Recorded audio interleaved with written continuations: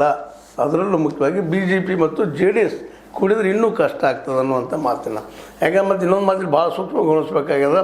Siddaramaiah DKC ಅವರು ಏನಪ್ಪ ಅಂತಂದ್ರೆ ಒಕ್ಕಲಿಗರು ಇನ್ನೂ ದೇವೇಗೌಡರ ಮೇಲೆ ಪ್ರೀತಿ ವಿಶ್ವಾಸ ಇಟ್ಟಿದ್ದಾರೆ. ಮತ್ತು HDKನ ನಿಜವಾದ ಒಕ್ಕಲಿಗರು ಲೀಡರ್ ಅನ್ನುವಂಥ ಮಾತುಗಳು ಆ ಭಾಗದಲ್ಲಿ ಕೇಳಿ ಬರೋದರಿಂದ ಈಗ ಒಕ್ಕಲಿಗರ ವಿಶ್ವಾಸ ತೆಗೆದುಕೊಳ್ಳೋ ಜೊತೆಗೆ ಚಟ್ಟಾತೀತವಾಗಿ ಇಡೀ ವ್ಯವಸ್ಥೆಯನ್ನು ಕಾಂಗ್ರೆಸ್ ತನ್ನ ಜೊತೆಗೆ ತೆಗೆದುಕೊಂಡು ಹೋಗುವಂಥ ಕೆಲಸವನ್ನು DKC ಅವರು ಜವಾಬ್ದಾರಿಯಿಂದ ಮಾಡಬೇಕಾಗಿದೆ. ಮಾಡ್ತಾರೆ ಅನ್ನೋ ಭರವಸೆ ಇದೆ.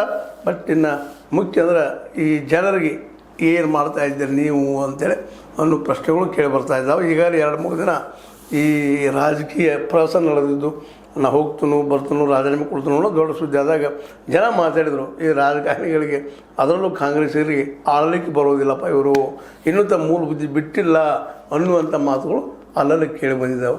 ಏನಂತೀರಿ ಇದಕ್ಕೆ DKC ಅವರ? ನಾವು ಹೇಳೋದು ಸುಳ್ಳು ಅನಿಸ್ಬೋದು ನಿಮಗೆ, ಬಟ್ ಜನ ಮಾತಾಡೋದೇನು ಸುಳ್ಳಲ್ಲ ಅಂತ ಹೇಳ್ತಾರೆ. ಇದು ನಿಮ್ಗೆ ಲೈಕ್ ಆಗಿರ್ಬೋದು. ಲೈಕ್ ಮಾಡಿ, ಶೇರ್ ಮಾಡಿ, ಕಮೆಂಟ್ ಮಾಡಿರಿ. ಜೊತೆಗೆ ಸಬ್ಸ್ಕ್ರೈಬ್ ನಿಲ್ಲಿಸ್ಬೇಡ್ರಿ. H16 ನ್ಯೂಸ್ ಅರ್ಥ ಸೇರಿಸಿದ್ದಾರೆ ಸತ್ಯದ ಕೈಗಳಲ್ಲಿ ವಂದನೆಗಳು. ಆತ್ಮೀಯ ಸಾರ್ವಜನಿಕರಲ್ಲಿ H16 ಅರ್ಥಾತ್ ಸೀತಾರಾಮದಿಂದ ಒಂದು ಮನವಿ.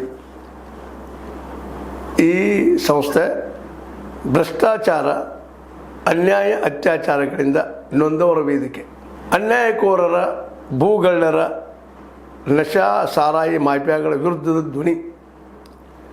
ರೈತರ, ಕೂಲಿಕಾರ, ಕಾರ್ಮಿಕರ, ಬಿದ್ದ ಸಮುದಾಯ ಜನರ ಧ್ವನಿ. ಬೆಂಬಲವಾಗಿ ನಿಂತು ತನುಮನ ಧನದ ಸಹಾಯಕ್ಕೆ ಸಾರ್ವಜನಿಕರಲ್ಲಿ ಕೋರಿಕೆ. ದಾನದ ಸಹಾಯ ನೀಡಿ ಸ್ವಾತಂತ್ರ್ಯ ಪತ್ರಿಕೋದ್ಯಮ ಉಳಿಸಿ ಬೆಳೆಸಿ. ವಂದನೆಗಳು. ತಮ್ಮನ್ನೇ ನಂಬಿರುವ ಮಲ್ಲಪ್ಪ E. ಜೋತಾವರ್.